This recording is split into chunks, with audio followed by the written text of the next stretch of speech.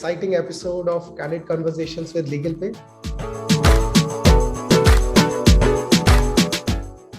I am Kashish Grover, Chief Investment Officer at Legal Pay. We are India's largest third-party litigation funder and interim financier. This is a small step from our end where we interact with industry leaders and experts and see what has been their plethora of experience and learn from the insights from their entire domain expertise. Today, we have a very special guest with us, Mr. K.S. Suresh. He is one of India's renowned advocates and practiced in High Courts and Supreme Court. He also has been a general counsel for ITC over 2 decades, was also a part of ITC's corporate management committee for almost 13 odd years and has handled international arbitrations. He has expertise in consumer protection, investment policy, contract, company, competition, property, and various other practice areas. A very warm welcome, Mr. K. Suresh, and a pleasure having you with us. Thank you, Kashish, for inviting me for this forum. It's my pleasure to be here. Likewise, sir, and we wish you best of the health. Before we begin, just wanted to understand directly from you what has been your journey and how it all started. I think, like so many people say, a lot of it is by accident. So I studied law by accident, and I joined the legal profession, and I practiced in the law courts, the lower courts. That was for about 7 or 8 years, and then I got an opportunity to join the in-house legal department of ITC, and I spent almost 30 years there in ITC, and about 20 years of them I was a general counsel there, and later on for about 10 years I was also on the corporate management committee of ITC. Absolutely. So that's my journey in short. And after my retirement in 2019, I have jumped back into the profession, but unfortunately, much of it has coincided with the onset of COVID also. So we're just battling that also. No, absolutely. Back into the profession. Absolutely, and it is a pleasure learning from the massive experience that you have. Just want to understand from your expertise, where do you see India in progressing in terms of international arbitration? Because you also have an experience in international as well arbitration as well as domestic disputes. So your observation of how arbitration legal framework has evolved in India is unmatched. And that's where just wanted to understand from your perspective, where do you see arbitration is progressing in India, specifically the government initiatives towards institutionalization of arbitration? Do you think it's a significant step in making India a domestic or international arbitration hub, and what has to change? Yeah, I think this question is being or has been asked with regularity over the last 2 decades. Yep. And I must say, while for the first decade or so, the answer was pretty much the same. In the last few years, one must say that the scene has very largely changed. Number one, the players, that is the parties to the arbitration, Yep. are sort of more convinced that a resolution has to come out of arbitration. Yep. And going to the courts, challenging an arbitration award is not going to be very helpful. Yep. For various reasons. I think the Supreme Court has also set the tone over the last 5 or 6 years that courts are not going to meddle with the arbitral award unless there is some egregious mistake in Yep. either the proceedings itself or in the appreciation of the law or the facts, or a misconduct by the arbitrator. So to that extent, I think the international flavor has actually set into the Indian scene also, and both, irrespective of whether it is domestic arbitration or international arbitration. My experience over the last about 6 or 7 years has been that uh, it has actually gained a lot of ground, and it is here to stay also. The only downside, if one may say, to that is the arbitral costs. Yep. Even to corporates, the costs are getting to be somewhat pinching, Yep. and it is actually a good thing also. So that also makes people decide whether it is worthwhile, whether they Yep. have really a good case to go in for a dispute resolution or to settle it even outside. Ultimately, businessmen are hard nosed when it comes to throwing cash at litigation. So unless they are sure about it, they don't want to. No, no, absolutely, absolutely, and very well said that the idea of arbitration is actually to have it in a quicker span, and if the parties believe that a resolution has to come out of the way, I think that Yes, entirely put us, at least relieve some of the pressure on the judiciary. yes, absolutely, absolutely. So, and like you said in the start of the conversation, that COVID has actually turned way things up. So, just want to come back to that point. How have you seen COVID? I understand that it was a very difficult time, specifically for the legal fraternity, where the courts were not prepared on the onset of COVID and the virtual proceedings, how they happened and started for. So, how do Yeah, you? it's interesting. The thing is, the unfortunate irony about COVID is that it has opened up new possibilities in the way we can function, and new possibilities about how we can save time and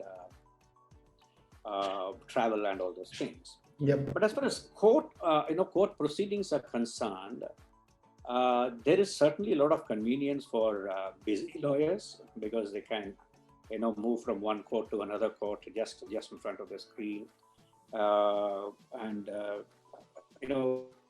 so to that extent, it is actually very convenient for lawyers to appear on this virtual hearing. But I think in actual reality, it may Yep. not be a very good idea because there is no substitute to actually appearing before a judge, before a bench, and understanding their body language actually, and also having a feel of what doubts they may be entertaining, and accordingly assist in the presentation of your case and all those things. So that is very important, and that I think took a severe beating this time. So there is it's a mix of both, Yep. but convenience-wise, and also considering that one has to play safe in these times, uh, the virtual appearance thing was actually a very good thing. And I must also say that the courts were very quick Yep. and in sort of adapting and technically or no, Yep. technologically getting themselves ready to be accessible to all the parties and also to the litigants as well. No, no, absolutely. And the larger question is that we all have heard that COVID is here to stay, and we have seen multiple waves of it. Do you see that this will continue in terms of the mechanism, or do you see that this alternative routes will actually help the entire mechanism to operate very effectively? Or what's your take on it? The current, because I, I'm not really in a position to say something specific about that. But only one thing I can do. I mean, I can express a hope about is yep, that this may probably open up opportunities for the legal administrators yep, to think of ways in which we can more efficiently use time. yep, And so, to that extent, I think if parties feel that no virtual appearances are enough for them, and the judges also feel that way, then I think at least those matters where no parties are at item on this, they can actually be allowed to appear virtually, and there need not be a cut and dried rule that one has to come only in person or not in person. absolutely. So I think after all, we have gone to the extent of allowing arbitration to be a substitute for litigation.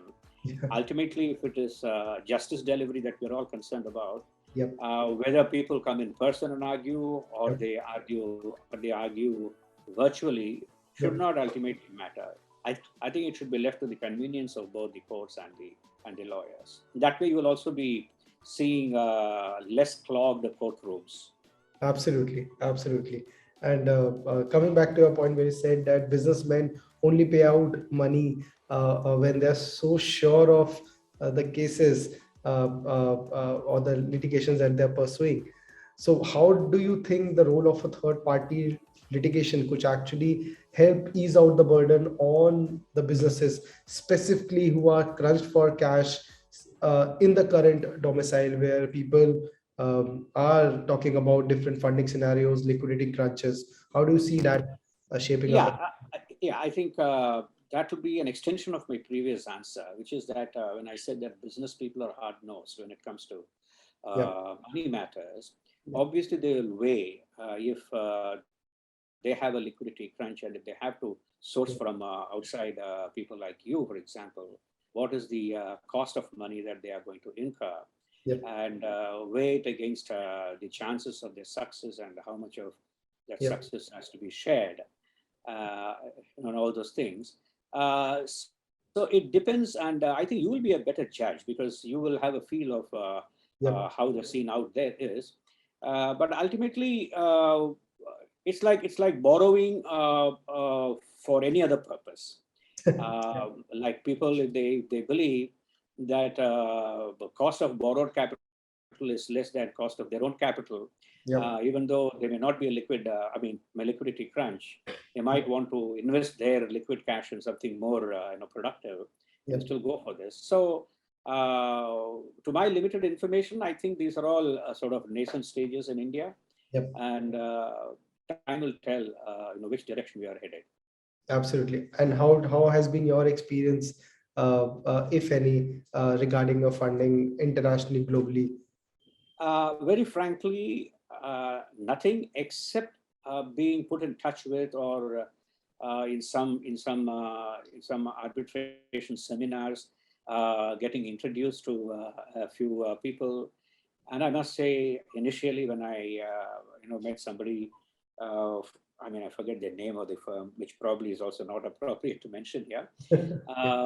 Uh, from what 5-6 years ago in some conference in Singapore, Yeah, uh, they said that they are doing this funding. I was taken aback a bit because my knowledge of the Champerty law from the yeah, past has been that litigation funding by a party who has no interest in the litigation yeah, is prohibited.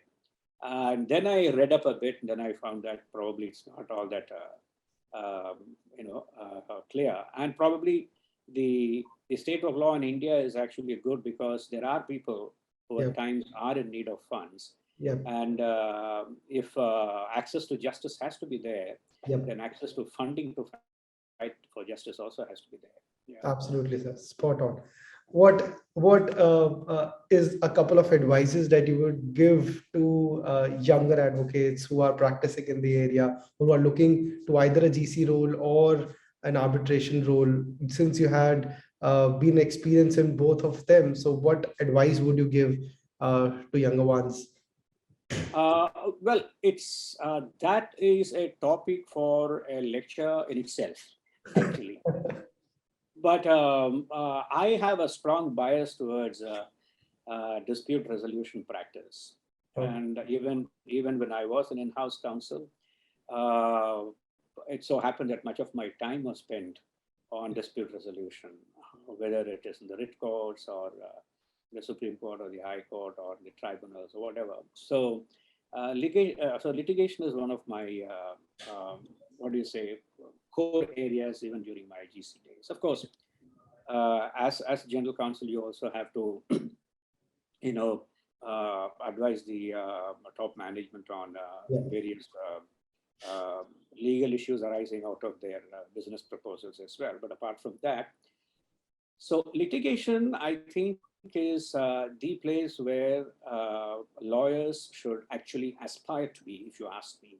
There Yep. could be various circumstances in which uh, individuals may not be well placed to take up litigation because obviously there is a strong gestation period. But otherwise, now litigation for many reasons. One is you actually not only apply the law, but you also get the opportunity to contribute to shaping the law. Yep. Because unless you are in litigation, you don't get to challenge the current state of law. Yep. And where you feel that the current state of law is not correct and it has to Yep. be changed or it is not suitable to the times, unless you are a litigator, unless you're a litigator practicing in courts, Yep. you won't be in a position to do that. So you are in the forefront of the battle. Apart from that, if you ask me personally, if you're not a litigator, you better be an in-house counsel. Okay, because that, in my experience, has given I mean, gives people a very rich array of disputes and issues, legal issues. There's a large canvas to paint on. Yep. So these are the and Absolutely.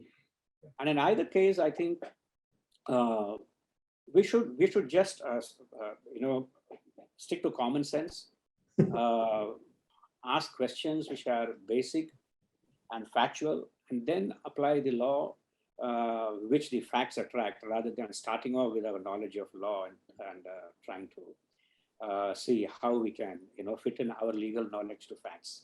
No, no, absolutely. I think these are golden words from the plethora of experience that you captured. That use your common sense and apply law and think about how it is framed. Very well said, sir. And wish you all the best in terms of both your health and future growth and success. Looking forward to interacting with you again. And thank you so much for taking out time and speaking with us. Thank you, Kashish. Thank you so much for inviting me over. Good luck. Absolutely, sir. Thank you.